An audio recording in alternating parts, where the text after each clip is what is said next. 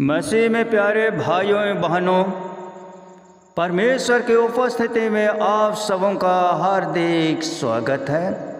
आइए हम प्रभु का धन्यवाद करें कि प्रभु ने आज का ये सुंदर समय हमें परमेश्वर के वचनों को मनन करने के लिए दिया है और अपने वचनों के द्वारा वह हमें बहुत से आशीष प्रदान करना चाहता है। आइए इन आशीषों को प्राप्त करने के लिए हम वचन का मनन करेंगे। आइए हम मनन करते हैं, क्यों एक अच्छा व्यक्ति होना स्वर्ग जाने के लिए पर्याप्त नहीं है। यदि आप अधिकांश लोगों से पूछें कि आपको स्वर्ग जाने के लिए क्या करना होगा, मान लीजिए कि वे स्वर्ग या मृत्यु के बाद के जीवन में विश्वास करते हैं, तो उनकी भारी प्रतिक्रिया किसी न किसी रूप में अच्छा व्यक्ति होने में होगी। भले ही या इस्लाम, यहूदी धर्म, पारसी धर्म या धर्मनिरपेक्ष मानवतावाद ही क्यों न हो, सबकी शिक्षा सामान्य है कि स्वर्ग में जाना, 10 आज्ञाओं को मानना एक अच्छे या भले व्यक्ति होने का विषय है। परंतु क्या ऐसा ही है जिसे मसीह विश्वास शिक्षा देता है? क्या मसीह विश्वास भी विश्व के अन्य धर्मों में से मात्र एक धर्म है जो यह सिखाता है कि एक अच्छा या भला व्यक्ति होना हमें स्वर्ग में ले जाएगा? आइए कुछ उत्तरों की प्राप्ति के लिए मत्ती रचित सुसमाचार अध्याय 19 का 16 से 26 पद का मनन करेंगे, जो एक धन्य युवक की कहानी है। इस कहानी में पहली बात जिस पर हम ध्यान देते हैं वह यह है कि धन्य युवक सही प्रश्न को पूछ रहा है कि मैं कौन सा भला काम करूं कि अनंत जीवन को पाऊं। इस प्रश्न को पूछने में वह इस सच्चाई को स्वीकार करता है कि अब तक उनके सभी प्रयासों के पश्चात भी उसमें कुछ कमी है और वह जानना चाहता है कि अनंत जीवन प्राप्त करने के लिए और क्या किया जाना चाहिए। यद्यपि भले ही वह सही प्रश्न को पूछ रहा है, फिर भी वह गलत सांसारिक दृष्टिकोण अर्थात योग्यता से इसे पूछ रहा है। वह व्यवस्था के सच्चे अर्थ को समझने में असफल रहा है, क्योंकि उससे यीशु उसका उत्तर देगा जो उनके लिए मसीह के दूसरे आगमन तक शिक्षक के रूप में कार्य करेगी। जैसा कि गलातियों अध्याय 3 के 24 कहता है, इसलिए व्यवस्था मसीह तक पहुंचाने को हमारा शिक्षक हुई कि हम विश्वास से धर्मी ठहरें। दूसरी ध्यान देने वाली बात यह है कि यीशु उसके प्रश्न के ऊपर प्रतिक्रिया व्यक्त करता है। यीशु बदले में उसे एक प्रश्न पूछता है। वह इस बात की पूछताछ क्यों कर रहा है कि भला क्या है? दूसरे शब्दों में यीशु इस विषय की गहराई तक जाने का प्रयास कर रहा है, या कि एक व्यक्ति भला करने में सक्षम है और स्वर्ग में जाने के लिए अपने मार्ग को स्वयं कमा लेता है। अपनी बात को बताने के लिए यीशु कहता है, यदि वह अनंत जीवन चाहता है तो उसे आज्ञाओं का पालन करना चाहिए। यह कहकर यीशु कर्मों पर आधारित धार्मिकता की वकालत नहीं कर रहा है। इसकी अपेक्षा यीशु व्यवस्था और मानवीय क्षमता के प्रति मनुष्य की उथल पुथल की समझ को दिखाकर युवक की क्षमताओं को चुनौती दे रहा है। युवक की प्रतिक्रिया बहुत ही आश्चर्य से भरी रही। जब आज्ञाओं को मानने के लिए कहा गया तो उसने यीशु से पूछा, कौन सी आज्ञा? यीशु ने धीरे से उस युवक को व्यवस्था की दूसरी तरीका अर्थात ऐसी आज्ञाएं जो दूसरों के साथ हमारे संबंधों की बात करती है, देकर उसके तरीकों की गलती को उसे दिखाया। जब वह यीशु को बताता है कि वह अपने बचपन से ही इन सभी आज्ञाओं का पालन करता आया है, तो आप उस युवक की प्रतिक्रिया में निराशा को लगभग समझ सकते हैं। यहाँ दो बातों को इंगित किया जा रहा है। सबसे पहले युवक की प्रतिक्रिया में विडंबना पाई जाती है, यह कहने से कि वह बचपन से ही इन आज्ञाओं का पालन करता आया है। उसने झूठी गवाही न देने के बारे में दी गई आज्ञा को तोड़ दिया।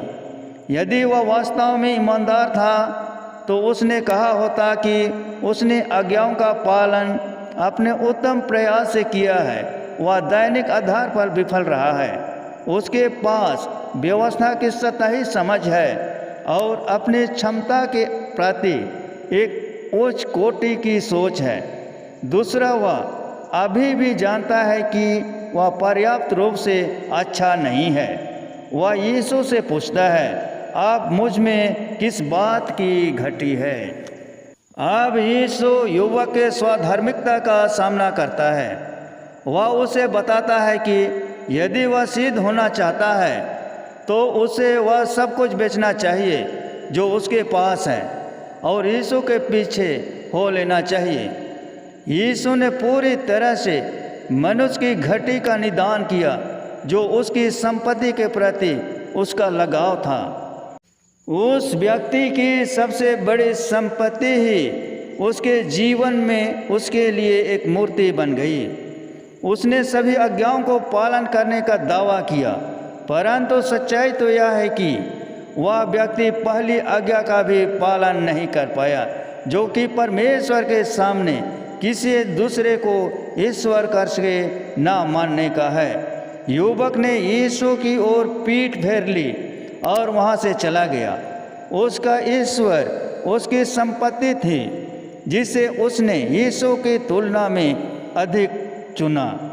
यीशु अब अपने सिद्धांतों को सिखाने के लिए अपने शिष्यों की ओर मुड़ जाता है और कहता है, तुमसे फिर कहता हूँ कि परमेश्वर के राज में धनवान के प्रवेश करने से ऊँट का सुई के नाके से निकल जाना सहज है। यह शिष्यों के लिए चौंकाने वाली बात थी, जिन्होंने सामान्य विचार को अपना रखा था कि धन परमेश्वर के आशीर्वाद से प्राप्त होता है। परंतु यीशु ने आत्मिक उन्नति को बढ़ावा देने की प्रवृत्ति में अक्सर धन की बाधा को इंगित किया। उसके शिष्य पूछते हैं, फिर किसका उद्धार हो सकता है? यीशु ने शिष्यों को स्मरण दिलाते हुए उत्तर दिया कि उद्धार परमेश्वर की ओर से है।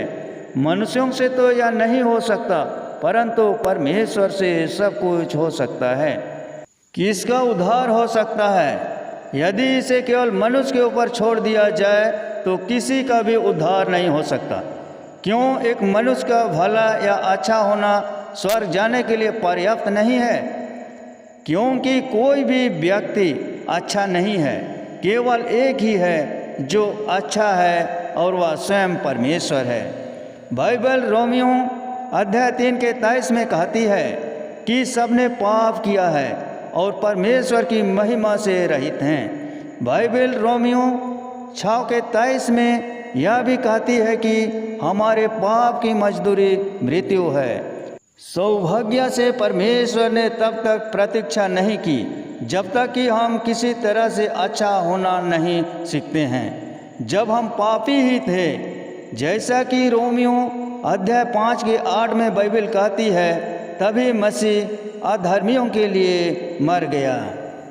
उद्धार हमारी भलाई के ऊपर आधारित नहीं है, अपितु वह यीशु की भलाई पर आधारित है। जैसा कि रोमियो अध्याय 10 के 9 में बाइबल बताती है, यदि हम मुंह से अंगीकार करते हैं कि यीशु प्रभु है और अपने मन में विश्वास करते हैं कि परमेश्वर ने उसे मरे हुओं में से जिलाया, तो हम निश्चय उद्धार पाएंगे। अगले पद यानी रोमियो 10:10 में बाइबल कहती है, क्योंकि धार्मिकता के लिए मन से विश्वास किया जाता है और उद्धार के लिए मुंह से अंगीकार किया जाता है। मसीह में उद्धार एक अनमोल वरदान है और सभी सच्चे वरदानों की तरह इसे कमाया नहीं जा सकता। जैसा कि इफिसियों अध्याय 2 के 8 और 9 पद में बाइबल कहती है, क्योंकि विश्वास के द्वारा अनुग्रह ही से हमारा उद्धार हुआ है, और यह हमारी ओर से नहीं वरन परमेश्वर का दान है, और न कर्मों के कारण, ऐसा न हो कि कोई घमंड करे। सुसमाचार का संदेश यह है कि हम कभी भी स्वर्ग तक पहुंचने के लिए पर्याप्त रूप से अच्छे नहीं हो सकते। हमें यह समझना चाहिए कि हम ऐसे पापी हैं जो परमेश्वर के महिमा से रहित हो गए हैं, और हमें अपने पापों के लिए पश्चाताप करना होगा और यीशु मसीह में विश्वास और भरोसा रखना होगा।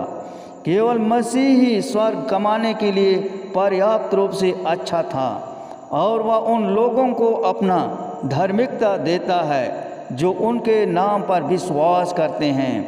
रोमियो 1:17 कहता है, विश्वास से धर्मी जन जीवित रहेगा।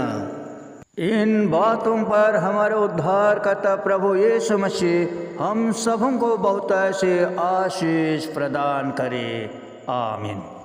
दोस्तों, यह शुभ संदेश आप सबों को कैसा लगा? अच्छा लगा तो इस वीडियो को अधिक से अधिक अपने दोस्तों को शेयर करें, लाइक करें और चैनल को सब्सक्राइब जरूर कर दें। धन्यवाद।